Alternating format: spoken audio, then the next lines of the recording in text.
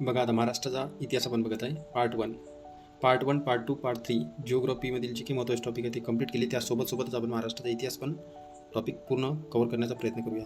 आणि हे आपण अपाआत्मरे बुक यामधून आपण सर्व इन डिटेलमध्ये ते बुक कव्हर करणार आहे.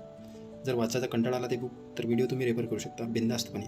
आता बघा, समाजसुधारक अतिशय महत्त्वपूर्ण आहे. समाजसुधारक एक एक करून आपण कंप्लीट करण्याचा प्रयत्न करू.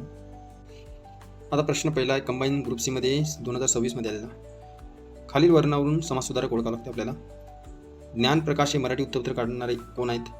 जस्टिस ऑफ पीस हे रावबहादूर पदवी त्यांना मिळाल्या होत्या आणि संगीत विषयाची त्यांना आवड होती. तर खालीलपैकी कोणते समाजसुधारक होते? तर वरीलपैकी एकही नाही याचं उत्तर आहे. कारण की यामध्ये संगीताची आवड जर बघितलं तर हे वेगळंच आहे, कारण की वरील जर बघितलं तर उत्तरपत्र हे वेगळे आहेत. आता मग नेमकं याचं पूर्ण एक्सप्लेनेशन बघावं लागेल आपल्याला आणि सर्व एक्सप्लेनेशन हे गोपाळ हरी देशमुख यावर बघू आपण. आता गोपाळ हरी देशमुख यांना इन डिटेलमध्ये आपण समजून घेतल्यानंतर आता यांच्यावरील जे काही क्वेश्चन आहेत ते क्वेश्चन पण घेणार आहे आपण आणि पूर्णतः गोपाळ हरी देशमुख आपलं इन डिटेलमध्ये कव्हर होणार. या व्यतिरिक्त तुम्हाला इतरत्र गोपाळ हरी देशमुखबद्दल काही वाचायची गरज पडणार नाही, विश्वास ठेवा मित्रांनो. आता बघा, गोपाळ हरी देशमुख यांचा जीवनाचा कार्याचा आढावा आता आपल्याला. तर यांच्या जीवन कार्याचा आढावा बघू. जन्म त्यांचा 18 फेब्रुवारी 1823 पुण्यात झाला. आता हे मूळ घराणे कुठचे होते यांचे? लोकहितवादींचे. रत्नागिरीमध्ये पावस येथील. आणि यांचे मूळ आडनाव जर बघितलं गोपाळ हरी देशमुख यांचे शिंदे यांचं आडनाव होतं. आता वडिलांची माहिती जर बघितली थोडक्यात तर वडील हे हरिपंत दुसऱ्या बाजीरावांचे सेनापती बापू गोखले यांचे फडणीस होते. ते दुसऱ्या बाजीरावांचे सेनापती म्हणेल तुम्हाला, पण आता आयोग इथं काय करेल की दुसऱ्या बाजीरावांचे सेनापती हे त्यांचे वडील होते. नाही, दुसऱ्या बाजीरावांचे सेनापती जे होते बापू गोखले यांचे ते फडणीस होते. आता त्यामुळे त्यांना 12 गावांची काय देशमुखी होती. 1846 मुन्सिप परीक्षा पास झाली. लक्षात असू द्या, मुन्सिप परीक्षा पण पास केली त्यांनी. इथे तुम्हाला वर्ष लक्षात ठेवायची गरज नाही. 1851 वाई या ठिकाणी न्यायाधीश झाले. लक्षात असू द्या, वाई या ठिकाणी ते न्यायाधीश झाले. आणि पुढे मग कुठे कुठे त्यांनी न्यायाधीश म्हणून काम केले? वाई, सातारा, सुरत आणि अहमदनगर, ठाणे, अहिल्यानगर, नाशिक येथे जज म्हणून त्यांनी काम केले. आता इथं आयोगाने प्रश्न पण सेट कसा केला आपण इन डिटेलमध्ये प्रश्न लास्टला घेणारच आहे. 1856 सहाय्यक इनाम कमिशन म्हणून पुण्यात त्यांची नेमणूक झाली. सहाय्यक इनाम कमिशनर म्हणून अहमदनगरमध्ये नियुक्ती झाली नाही, पुण्यामध्ये त्यांची सहाय्यक इनाम कमिशन म्हणून नियुक्ती झाली. असा आयोग आपल्याला फसवू शकतो. 1877 लॉर्ड लिटन यांच्या हस्ते त्यांना रावबहादूर पदवी मिळाली. बरोबर आहे, पण त्यांना सरकारने त्यांना कोणती पदवी दिली? तर जेपी ही पदवी सरकारने बहाल केली. लक्षात असू द्या, लॉर्ड लिटन यांनी रावबहादूर दिली, सरकारने जेपी ही पदवी दिली. आता सरकार नियुक्त मुंबई कायदेमंडळाचे ते सदस्य पण झाले 1883 आणि रतलाम संस्थानचे ते दिवाण पण होते. लक्षात असू द्या, रतलाम संस्थानचे दिवाण कोणते समाजसुधारक होते? तर गोपाळ हरी देशमुख. आता गोपाळ हरी देशमुख यांच्याबद्दल जे काही ग्रंथसंपदा आहेत ते बघू आपण. आता मराठीतील इतिहासांची वरील जी काही पुस्तके त्यांनी लिहिली, आता मराठीतील इतिहासावरील जी काही पुस्तके त्यांनी लिहिली ते महत्त्वाचे आहे. भरतखंड पर्व, पानिपतची लढाई, ऐतिहासिक गोष्ट, हिंदुस्थानचा इतिहास, गुजरात देशाचा इतिहास, पुष्पयन, जयपूरचा पण इतिहास आहे, उदयपूरच्या राजपुत्रांचा इतिहास आहे, पृथ्वीराज चव्हाण यांचा पण इतिहास आहे. लक्षात द्या, त्यांनी भरपूर सारे काही इतिहासावरील पुस्तके लिहिली. आता गुजरातीमधील काही पुस्तके आहेत महत्त्वाची, हे अतिशय महत्त्वाचे आहेत. आगम प्रकाश, निगम प्रकाश, लक्ष्मी ज्ञान हे त्यांचं पहिलं पुस्तक आहे गुजरातीमधील. आता इतर पुस्तके आहेत गीतांत्व, भिक्षू, कलियुग, ग्रामरचना लक्षात ठेवा, विद्यालहरी, विचारलहरी आणि जातीभेद हे महत्त्वपूर्ण आहे गोपाळ हरी देशमुख यांचं इतर पुस्तकामधील. आता शतपत्रे तुम्हाला माहिती असेल, लोकहितवादींनी भाऊ महाजन यांच्या प्रभाकरमधून 1848 शतपत्रे लिहिण्यास सुरुवात केली आणि एकूण 108 शतपत्रे त्यांनी लिहिली. पण या शतपत्राला पुन्हा प्रकाशित करण्याचे काम बहिष्कृत भारतमधून कोणी केली? तर डॉक्टर बाबासाहेब आंबेडकर यांनी केली.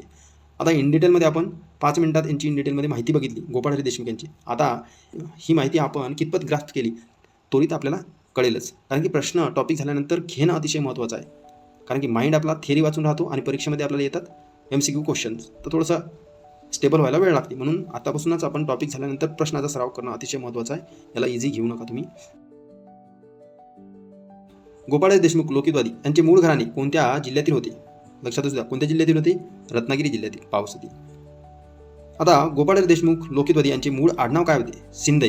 थोडंसं मिस्टेक झाली, शिंदे लक्षात ठेवा त्यांचं मूळ आडनाव. तर बघितलं, गोपाळ हरी देशमुख यांची प्रथम न्यायाधीश म्हणून कुठे नेमणूक झाली? लक्षात असू द्या, वाई येथे त्यांची नेमणूक झाली. प्रथम न्यायाधीश म्हणून वाई येथे त्यांनी नेमणूक केली त्यांची. खालीपैकी कोणत्या जिल्ह्यात गोपाळ हरी देशमुख यांनी न्यायाधीश म्हणून काम केले नाही?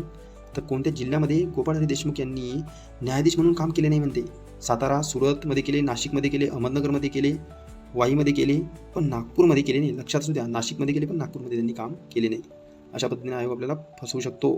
आता बघा पुढे, 1856 गोपाळ हरी देशमुख यांची कोणत्या पदावर पुण्यात नेमणूक करण्यात आली? मी म्हटलं होतं तुम्हाला, तर सहाय्यक इनाम कमिशनर पुण्यामध्ये त्यांची 1856 नियुक्ती करण्यात आली. गोपाळराव देशमुख यांनी गुजरातमध्ये असताना कोणती संस्था स्थापन केली? गुजराती वक्तृत्व सभा ही त्यांनी काय स्थापन केली. बघा पुढे 5वा प्रश्न. 1877 मध्ये लॉर्ड लिटन यांच्या हस्ते गोपाळराव देशमुख यांना कोणती पदवी देण्यात आली? कोणती पदवी देण्यात आली? रायसाहेब, सर, रावबहादूर. मग मला सांगा सरकारने कोणती पदवी दिली? अरे 6वाच प्रश्न आहे. सरकारने गोपाळराव देशमुख यांना खालीलपैकी कोणती पदवी बहाल केली? जेपी ही पदवी बहाल केली. पुढे बघूया आपण 7वा प्रश्न. इसवी सन 1884 मध्ये गोपाळराव देशमुख यांनी कोणत्या संस्थांचे दिवाण म्हणून काम केले? कोणत्या संस्थांचे दिवाण म्हणून काम केले गोपाळराव देशमुख यांनी? बडोदा, कोल्हापूर, रतलाम या संस्थांचे दिवाण म्हणून त्यांनी काम केले. आता खालीलपैकी कोणती पुस्तक गोपाळराव देशमुख यांनी लिहिले आहे? कोणते पुस्तक लिहिलेले आहे? मग कोणते पुस्तक लिहिलेले आहे गोपाळराव देशमुख यांनी? भारतखंड पर्व, पानिपतची लढाई, हिंदुस्थानचा इतिहास वरीलपैकी सर्व पुस्तके त्यांनी लिहिलेली आहे. याआधी पण आपण बघितलेले आहे. गुजरातचा इतिहास, उदयपूरच्या राजाचा इतिहास अशा पद्धतीने त्यांनी बरीच पुस्तके लिहिलेली आहे गुजरातीमध्ये. पुढे जर बघितलं 9वा प्रश्न. पुढीलपैकी कोणता इतिहास ग्रंथ गोपाळराव देशमुख यांनी लिहिला नाही? कोणता लिहिला नाही? गुजरात देशाचा इतिहास लिहिला, पृथ्वीराज चव्हाण यांचा इतिहास लिहिला, जयपूरचा इतिहास लिहिला, शिवाजी महाराजांचा इतिहास त्यांनी लिहिला नाही. बघा रिव्हिजन होते की नाही मित्रांनो? तर बघा अशा पद्धतीने आपली रिव्हिजन पण होते, लगेच क्लिक होते, म्हणजे आपण विसरणार नाही. गोपाळराव देशमुख यांचे गुजराती भाषेतील पहिले पुस्तक कोणते? गुजराती भाषेतील पहिले आगमप्रकाश, निगमप्रकाश, लक्ष्मी ज्ञान हे पहिले त्यांचे पुस्तक आहे. पुढे जर बघितलं 11वा प्रश्न. खालीलपैकी कोणते पुस्तक गोपाळराव देशमुख यांनी लिहिले आहे? भिक्षू, कलियुग, विचारलहरी वरीलपैकी सर्व. कोणते लिहिले? वरीलपैकी सर्व त्यांनी पुस्तक लिहिले आहे. लोकहितवादींनी शतपत्रे लेखनास कोणत्या वर्षी सुरुवात केली? आता कधी केली त्यांनी? 1848 मध्ये त्यांनी काय शतपत्रे लिखाणास सुरुवात केली. लक्षात असू द्या. आणि ही शतपत्रे किती लिहिली? एकूण 108. आता पुढे जर बघितलं गोपाळराव देशमुख यांनी एकूण शतपत्रे किती लिहिली? तर 108. लोकहितवादींची शतपत्रे पुन्हा प्रकाशित करण्याचे कार्य कोणी केले? डॉक्टर बाबासाहेब आंबेडकरांनी. आणि कशामधून केले? बहिष्कृतमधून त्यांनी केले. लक्षात असू द्या. अशा प्रकारे आपण इन डिटेलमध्ये गोपाळराव देशमुख यांना बघितलेले अवघ्या 10 मिनिटांमध्ये. आणि जेवढी माहिती या व्हिडिओमध्ये बघितली तेवढीच माहिती फक्त गोपाळराव देशमुख यांच्याबद्दल ठेवा तुम्ही. एलिमिनेट मेथडनं आपण प्रश्न इझिली सोडू शकतो यांच्यावर जरी आले तर. लक्षात असू द्या. या व्यतिरिक्त जास्त वाचायची गरज नाही. विश्वास ठेवा. एवढी माहिती सफिशियंट आहे या एका समाजसुधारकासाठी आपल्या. पुढील नेक्स्ट व्हिडिओमध्ये आपण नेक्स्ट समाजसुधारक अशा पद्धतीने घेऊन येऊ. मित्रांनो आणि मित्रांसोबत शेअर करा. Thanks for watching this video. भेटूया नेक्स्ट व्हिडिओमध्ये.